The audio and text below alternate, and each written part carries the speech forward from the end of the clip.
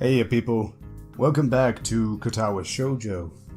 Last time we had a Kenji-rific day, talked quite a bit with that guy, and then we went back to the classroom. And now, we're trying to talk with somebody we might end up being friends with, or maybe even more. I still feel bad for making her run away yesterday, so I'd better say something. Hey there, Hanako? Hisao? Well, at least she remembers my name. Hey, I just wanted to apologize for yesterday. I didn't mean to startle you or anything, you know? I'm just new here and I thought I should get to know my classmates. As Hanako looks up to me, I notice her scarring once more. It's a little bewildering that you can barely notice it from across the room, but it's so noticeable from up close. That's okay. It was my fault. Nah, that wasn't anyone's fault. It just kind of happened. Aw, that's sad. She's trying to hide the scarred half of her face. So, are you waiting for someone? I saw you looking at the door before. Don't tell me you have a boyfriend, please. Oh, I see. Yes, Lily. That's nice, they're friends. Oh, you mean Lily the blind girl. That's how I identify her. Hanako only nods in response, and I can't help but wonder if defining people through their disabilities is a faux pas, or the worst kind or just normal here. Yeah, that's out. Lots of people with disabilities here. This is not gonna help if you say the blind girl, and also, it's like rude. But at least you're self-aware and you're probably gonna stop. I guess it explains why Lily took off after her yesterday. She seems like a nice girl. Are you two friends? Yes. As if hoping for Lily to appear, she checks over her shoulder again. I think I'm making her nervous again. I hope I'm not disturbing you right now. No, that's not it. It's just easier if Lily doesn't come here. Oh, because it's hard to get around the classroom? Not really. Hanako's gaze drifts past my shoulder and towards Shizune. Shizune? Hanako nods once again. What about her? Don't they get along? Hanako shakes her head. Clearly, this is something she doesn't want to talk about. The music stopped. I see that often. I'm acknowledging the obvious too much. Well, it did stop, so this is something being brought up again, something serious. It does make strange sort of sense. Shizune and Lily not getting along so well. Communication between the two would be all but impossible. It's hard enough talking to Shizune through Misha, even when you can see whose hands are talking. Hanako is so focused on Shizune that I am the first to notice Lily at the door. Oh, she's here now. Speak of the devil. Hanako spins around to confirm this. Upon seeing Lily, she moves quickly to the door.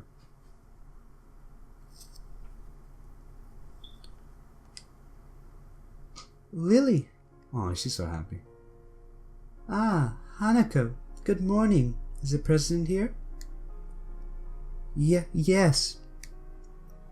Hanako glances over her shoulder at Shizune again, as if to confirm she can't hear them even though that's impossible. I suppose we'd best be off then. Lily's sigh and tone of what seems like frustration makes me raise an eyebrow. I guess there's some kind of enmity between the two. It's intriguing, but that's not really something I'd ask about. I'm sure if they wanted me to know, then they would tell me. It's only my third day here. I should be trying to make friends, not finding out what people are enemies. Although it wouldn't be a bad idea to do that on a fifth day, maybe. Still, it's a little funny to find out that this school has little feuds, just like my old high school. Even if people are more tolerant of others, they're still going to get on each other's nerves. Hey, Lily, how are things? I'm sorry I made you run off yesterday. Oh my, is that Hisao? I didn't realize you were here. It seems that Lily is a little embarrassed about being so frank in front of me. So sorry, Lily. I thought you realized.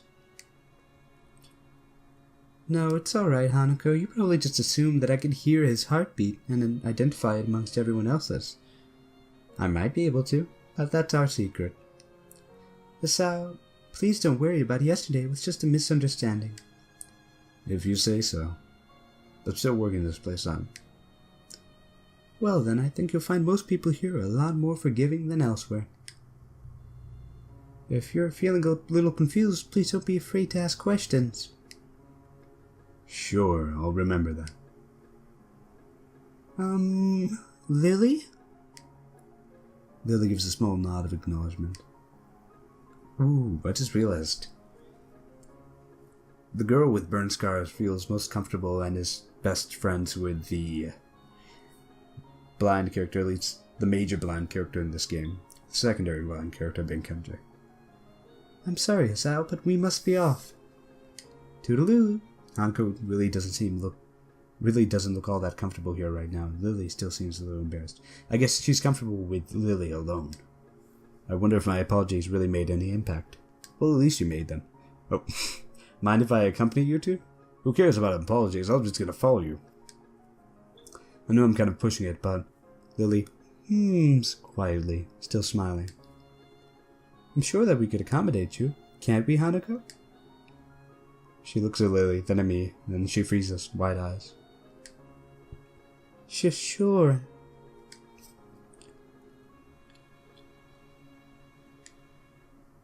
Well then, shall we go? I'm sure Lily wouldn't do this so easily if she saw how scared Hanako looks, but it can't be helped now. Declining after the deal is sealed will only cause confusion and problems. So we leave, all three together. Lily walks beside the wall, letting her cane gently tap against it every now and then. Hanako comes along right beside her, so close that she is practically half hugging her as they go. That's nice. Although it must make her walking that much harder, Lily takes it in stride. As we turn around the corner of the hallway, something hits me in the chest with the force of a steam turret. Hanako shrieks a little, and my vision briefly goes black. Once more, we have been surprised. Is it Kenji again? Maybe, but it's probably a person. Usually we don't get hit by objects in this game. Ooh, that's a loud thud. Ouch. It's another cute girl. Success, Hisao. Success is in your life. Opening my eyes, I see a pair of saucer-like green eyes looking up at me. They belong to the perpetrator, a short girl who bumped into me has now fallen down onto the hallway floor. Alright. And she's... well, I'm not going to be Mr. Obvious anymore. I'll stop that. I'll try. She wears a PE uniform and a very worried frown. The former strikes me as a rather strange thing to have on during the lunch break. More striking than that, though, is that she doesn't have legs. Or she does, but they are not flesh and bone. Pale and very much flesh and bone thighs end in shins and feet made of some black metallic or plastic-like material. Well, this would be a deal killer if I'm a foot fetishist, but we don't know that yet. We're not far enough in the game. Although he is staring there quite a bit. I mean, that's one of the first things he turns his attention to. I'm just kidding. It's because there are no legs. Though, that's not a problem. Just wait a couple more years, you'll have like super legs. They look disturbingly artificial and unnatural. It almost makes me forget that my chest is hurting. Who cares about my heart problems? You don't have legs. The girl winces a little, rubs her nose, and jumps up. She looks cutesy. Twin Tails, cutesy.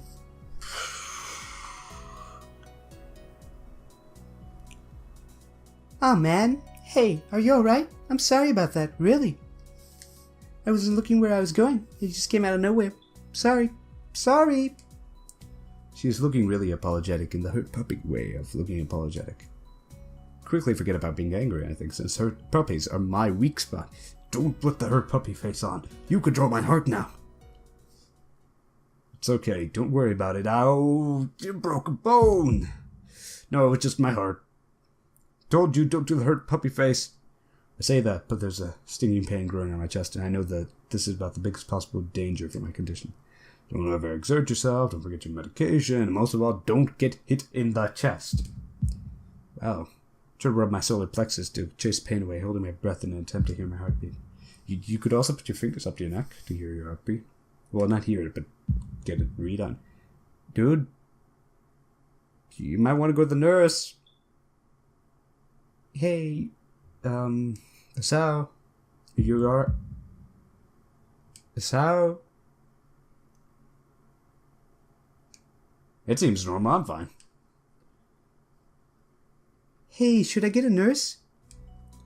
The worried, high-pitched voice of the girl snaps me out of it. Stared at her for a few seconds dumbfounded until I realized that I probably looked worse off than I really was. Doubled over myself and looking all tense. Damn, I'm overly worried about my heart. No need, I'm fine. Managing to say something in response, I pulled myself upright, feeling my sore ribs one last time, and take a deep breath. She just knocked the wind out of me, big time, but there's nothing more than that. You sure you're okay? I hit you pretty hard. You alright? It's okay, I said it was fine, nothing's broken, no harm done. That's good, Oh, there they go. Hisao, what happened? She's not quite up to speed for obvious reasons, but she sounds very worried. More than what the situation deserves, really. Someone just bumped into me, nothing serious, just winded. Sorry, it's my fault. I was just going to get some stuff and I was in kind of a hurry. That someone in here is Emmy, isn't it? The little girl coughs quietly and shuffles her plastic or metallic feet, looking down at them before saying anything.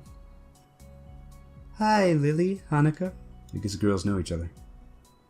Do please try to be more careful. You might be sturdy enough to endure these sorts of accidents, but there are people who aren't. Girl blushes and starts to fidget nervously like a little child caught misbehaving. It's so cute, I can't help but find myself smiling. I know that. I was just, I gotta go. Teacher, I'll have my hat. I promise to help with printouts, but I wouldn't run against this. Sorry, but I've got to change everything. Before any of us can say anything, Emily's already bolted away, leaving the hallway eerily quiet. Does that kind of thing happen often around here?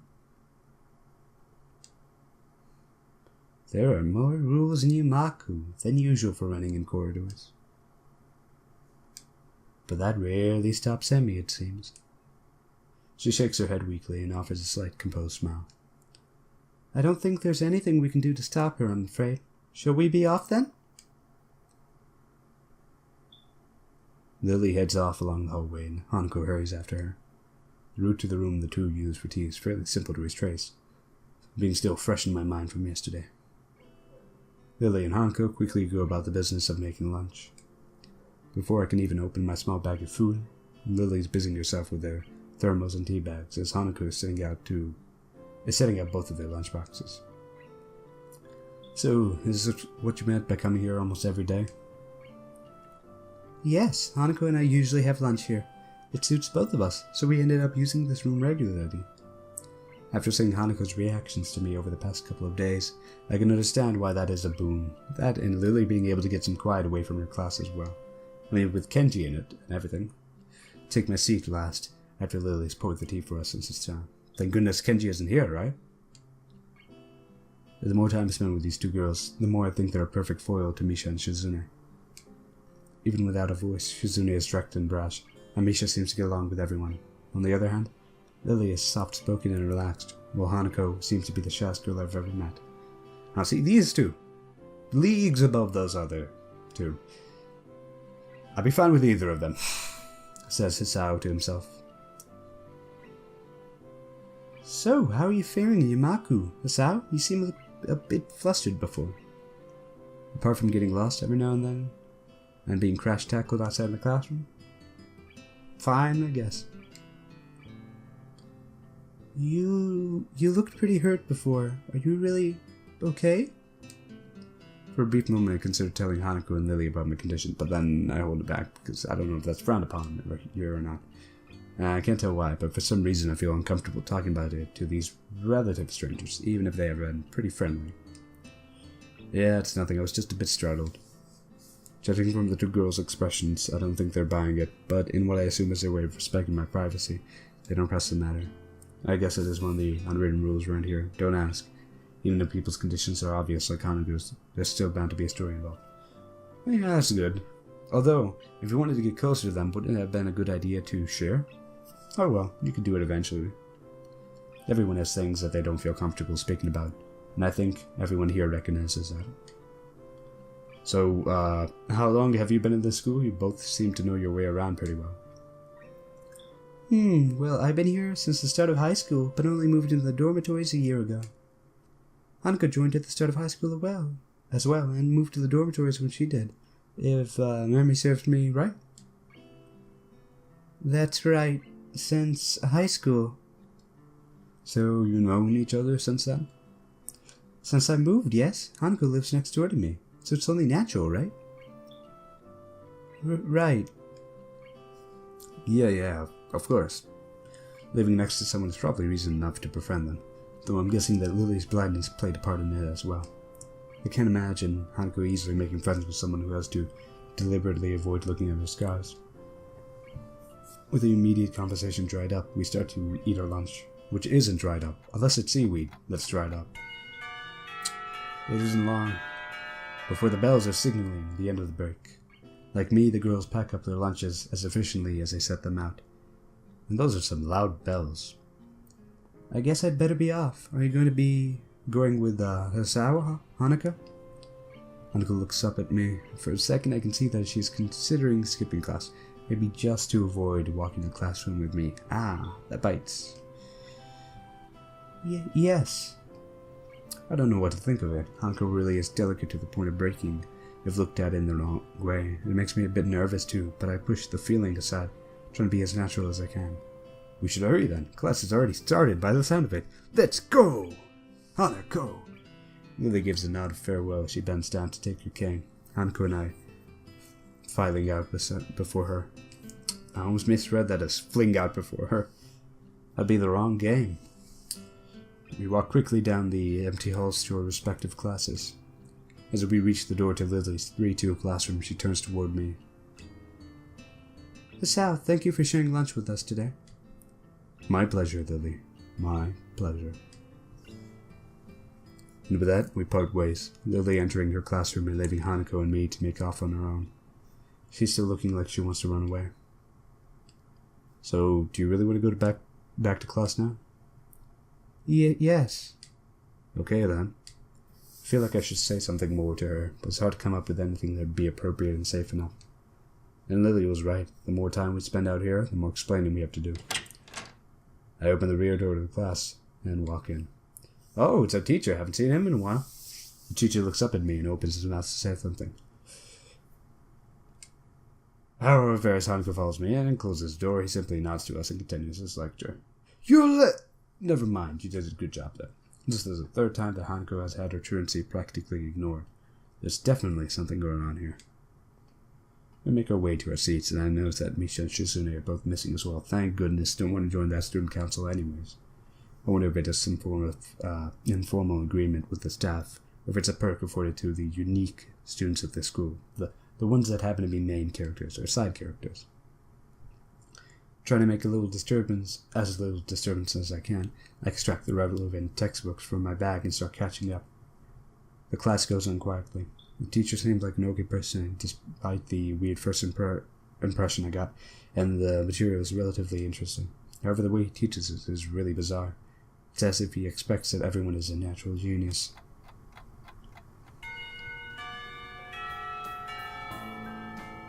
When the final bell sounds, I realize that there's still a lot of time left in the day, and I'm left wondering what to do. It's odd, at the hospital I had 24 hours a day of free time, but here filling the considerably shorter hours feels difficult. Everyone else leaves and I'm left alone with the teacher. Ito is examining the assignment sheets we were working on earlier, marking them with a red ball pen. Raising his eyes from his papers briefly, he notices me and furrows his brow.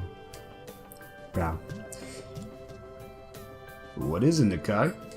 I jump at him, addressing me, but I guess it's natural to spark some conversation since there's nobody else around. Nothing. Thinking about what I do after school. The teacher slowly puts a cap on a pen he's holding and arranges his papers into a stack, clacking it against the desk twice. Like that. It seems very methodical, and for a brief moment I'm reminded of Shizune. But the teacher is more unhurried and relaxed, much more routine. You have no plans? No, I consider joining a club, but don't know what kind of club would interest me. Go observe a meeting of someone else's club might pique your interest. I guess. I don't know how to continue from there. Pato looks at me in a way that makes me quickly want to take the words back to avoid a conversation. But I can't, so I have to forge ahead. I just don't know how to deal with people. I mean, the other students. The people, you know. I'm talking to people and everything, so it's not that I'd be isolated or anything. I just don't know what to think about the disabilities. It's like, it feels that I'm being implied if I pay attention to them, and it's weird to ignore them. Damned if I do, damned if I don't. The teacher scratches his cheek absentmindedly, looking very unresponsive. These things are only an issue if you make them one. Just treat them like people. Alright, you could talk to them normally, even if they're blind or something. Now, if they're deaf, you can't talk to them normally, but you can still talk to them. Just in a different way, with hands. Try to look behind the superficial. There's not a single student here who isn't just a normal kid behind whatever they might seem at first glance. Yeah, like Kenji. He says the same thing as Yuko did. I know they're right, but it's hard. How can you not consider, for example, Shizune's deafness, when the only right way to communicate with her is to talk through Misha or Hanako? It's not like you can ignore her face. It's just there. But... Whoa. I'm interrupted by the door of the classroom suddenly slamming open. What's going on here? No.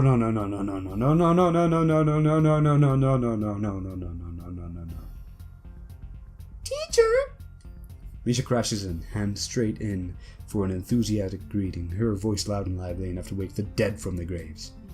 She starts toward the teacher's desk with her bouncing step, hands energetically swinging with the rhythm. Bateau, visibly dismayed at the interruption, and Misha, in general, slumps in his chair. Mikado.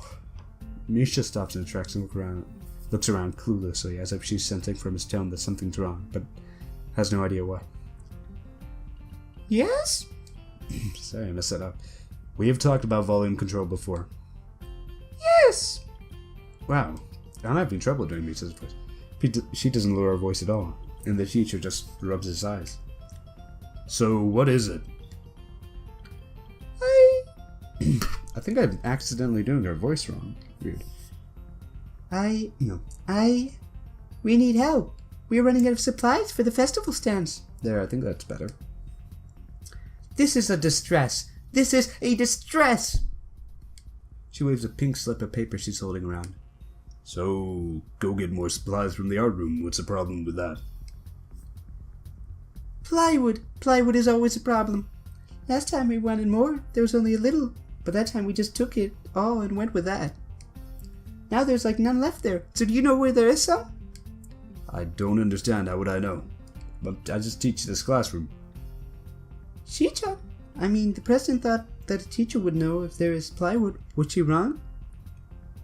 Mato looks like he's in great pain, frowning with his entire essence, and Misha just doesn't get it at all. Looking at the two of them communicate is terrible, like looking at a man being tortured but drilling his skull open while blasting pop music at full volume at the same time. And by pop music, I mean... Watch me whip, watch me nay-nay, there you go. I'm afraid I have no idea if there's any plywood in the school, let alone where it would be if there was any. What should I do? Have you tried a Home Depot? Or Mr. Nomiya? I'm sure you would know where to find everything you need. You'd have to pry them from his cold, dead hands, but that's a different matter. I don't have time to kill him, we're so busy. Doing the voice... Sorry. Weird. Doing the voice differently. I'll try change it back to normal. She holds her head with both of her hands, looking as despairing as it's possible for a person like her. Without even noticing, she crumples the note she's holding against her hair, and it blends right in. I shouldn't even be fetching these things. There's so much to do, and we're falling behind the schedule.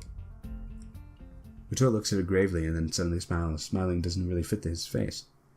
I think it'd be better if he didn't. I wonder if you could get some temporary help? No, not me. He switches to staring at me focusedly with a hard expression as if trying to say, go, make some friends, and get this annoyance away from me. ... Guess I can give you a hand. You can? Thanks, Hichan. You really are nice. She pauses, does a double take, and then points at me with her finger, yelping, ah! And looks very puzzled. Come to think of it, what's Hichan doing here? Class is over. You should be having fun. We just had a little chat. Oh no, it's not detention, is it? Are you in trouble, Hee-chan? No, I wasn't until now. Is Hee-chan in trouble, teacher? No, he's not. My toe sighs deeply, and I feel that I have to help Misha to get her off the teacher's back. So what do you need? Here's a list. I can try to find the plywood from somewhere if it's not in the art room. She offers me the note she's holding. I take it, hesitating a bit. I said I'd help you, but this has no implications whether I'm joining the council or not. You better keep that in mind. Aw, I almost got you again. Still, thanks, Hee-chan. Try to be quick. We are on a stall building streak right now. We must hurry. Hurry! She bounces out of the classroom, leaving me and the teacher looking at each other with something that feels like a silent agreement. Well, there you have it, Nakai. You have something to do now. Please, do it, please. Please don't sound so smart. You have something to do now. Looking at the list with a number of items ranging from paint to plywood, all written with small, neat handwriting that is undoubtedly Chizune's Hirasa. I'll be going with that. Waving the long list limply at the teacher, I exit to the hallway. The classrooms closest to ours are designated, belonging to the classes 3-1 and 3-2 on the right side, and 3-4 on the left side, each door looking exactly the same. Further down the corridor, still with the identical doors, are rooms that I didn't think were used for classes. I guess the art room is not a classroom as such. I carefully push open the furthest door and peek in. It's a classroom, but it seems rather badly kept or non-used. Am I in the right place? Desks and chairs are all around the room, and a thin layer of dust settled on them. There are some easels in the corner, so at least this looks like the right place. The room is flushed in sunlight from the big windows, shadows creeping all over the desk. Specks of dust are dancing in the stagnant air, making the beams of light almost visible. If only there was a way to capture the scene in like a memory or words or a poem. Jokingly, I call into the empty room. Anybody home? Something catches my eyes, and I stop mid-sentence. Alright. We're meeting all of the girls today. Sitting on a desk is a short-haired girl, curiously wearing a boy's uniform with a fork between her toes, a morsel of food stuck firmly on the end. Met no leg girl? We're gonna meet no arm girl. Good. Kind of evens things out. It's a horrible thing to say. This odd way of dining seems to be caused by her apparent lack of hands, but her presence here is what takes me back even more. How did I miss her before? She's sitting in a corner very still, but I still somehow took her as part of the furnishing, or as a statue at first glance, you know? I'm not being too observant today as a whole. Although I was the first to notice Lily at the door, so there's something. The girl seems to be frozen in place, staring at me with her huge eyes like a rabbit in headlights. She's staring at me, her mouth wide open, ready to accept the fork. I'm staring at her, my mouth wide open, suddenly remembered I didn't finish my sentence, and trying to think if I should. This weird stalemate clips us both stunned into silence, punctuated only by the wall clock ticking rhythmically. Strange girl. I'm already pushing the variations I can do on girl voices. But oh well, I made the choice to play this game anyways. So you'll have to make the choice to keep on watching despite the fact that I am not necessarily the best at doing girl voices. Hopefully one day I can improve. That's a weird thing to hope for though.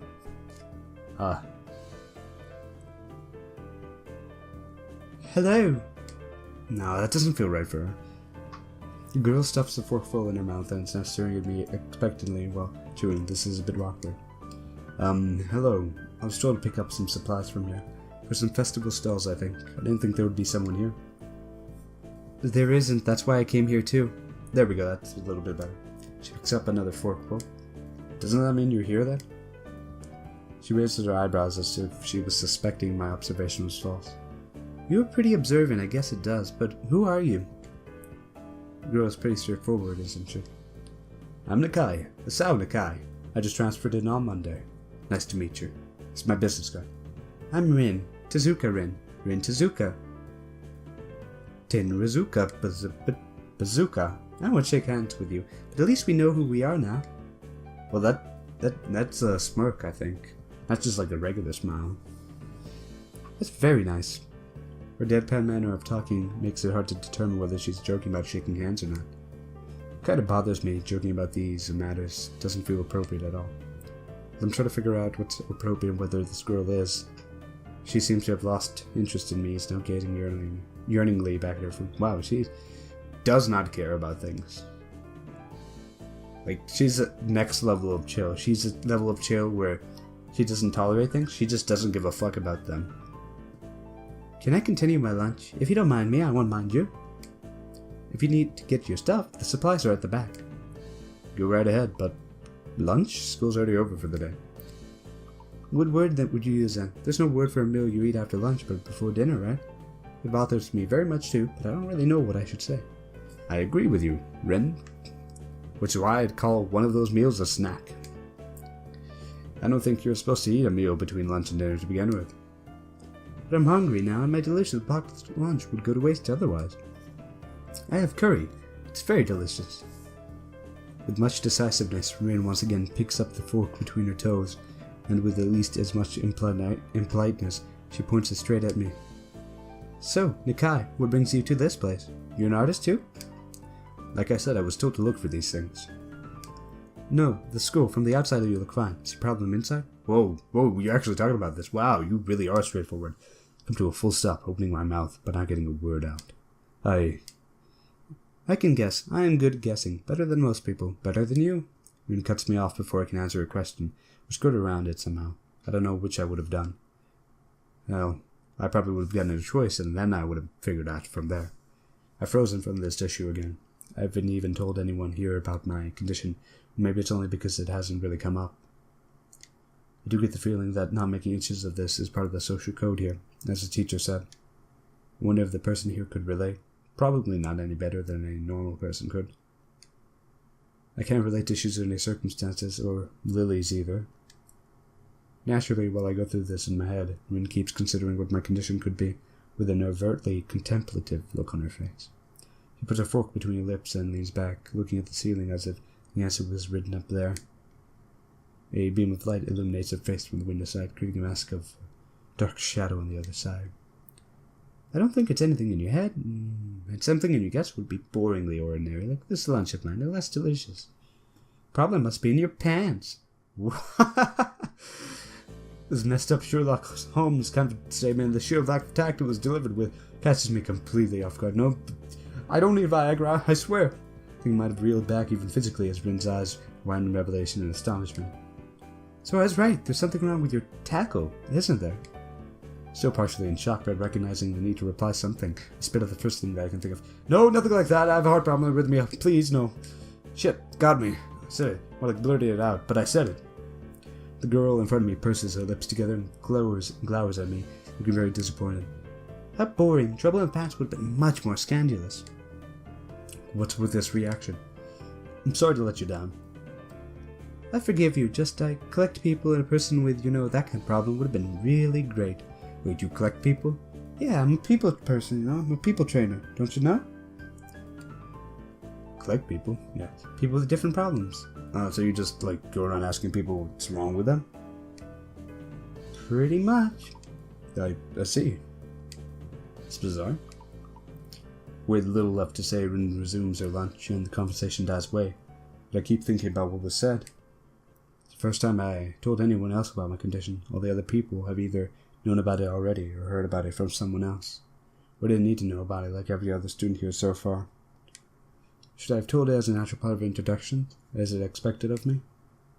Hi, I'm Hisao. I have a very serious heart condition. Is that how I'm supposed to go around introducing myself from now on? As if our disabilities would define us. What a disgusting thought. Though I did find Lily by that earlier. Or maybe this Tezuka girl just has an unnatural interest in such things.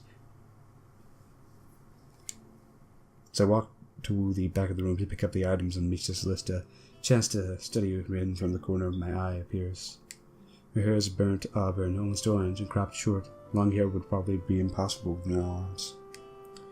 The boy's uniform and the lack of arms make her look very thin, almost scrawny. She is not particularly pretty except for her murky green eyes, which flicker restlessly from below her short bangs, even when she eats. The distance and shadows make it seem like they don't reflect sunlight at all, but instead absorb all of it within them like deep wells. She moves her feet almost as deftly as a normal person would use their arms. However, I can see how this sight could discomfort people, especially while eating. Makes me feel a bit uncomfortable, to say the least. I hesitate to think about the world unnatural, but it's too late now, isn't it? I keep searching the cabins and shelves for Misha's things, but after enough time passes, silence grows too uncomfortable, so I try to force some conversation out of the strange girl. So, do you always eat alone and this late, or do you get the occasional visitor like me? Visitors? Maybe you're my first occasional visitor, but I don't always eat alone either. Sometimes I eat with a certain person on the roof. If she's not horsing around, horsing? Emmy. She likes to do sports. Oh, I'm just assuming everyone's connected, and if we're pairing every character, you get like Misha and Shizune, and then you got Lily and Hanako, so you could probably have Emmy and Tezuka. Because I don't remember her first name, I think it was Rin. That's all I can say. All I can think of to say. Both of us fall silent again as Rin. Yes, it's Rin. Forks the last bits of her meal to her mouth. I look down in my hall and double check it with Misha's list. Seems I have everything except plywood. So I think I have all the things now. It's very nice for you. Don't feel obligated to stay. I was about to take a nap anyway. You need to do whatever you're going to do with that stuff anyway, right? Or perhaps you like to watch girls sleeping. I'm not sure what to make of this, but Rin looks serious. Even if I did, I think I have to be going. I'll catch you around, Tezuka. You can call me Ren. I feel that our relationship is at this point good enough to warrant this much. I was already turning to make my exit, but she draws me back in. Fine, then I'm Hisao. Then you are. Rin looks at me hard in the eyes, but that intimidating feeling you get when someone stares at you isn't there. It's like she's actually not looking at me at all. She blinks a couple of times, and I can't figure out why a pause like this just popped up between us out of nowhere. See you later, Hisao. There's something like a tiny smile there in her face, maybe. Quietly back out of the room. As I shut the door in front of my eyes, I whisper to myself, what an intriguing person. I think her and Amy are both intriguing. And I think we've met all the girls now, if I remember correctly from what I know about this game. All the girls and probably all the characters, so that's good news. We'll just have to finish this fetch quest next episode, though. So until then, bye-bye for now.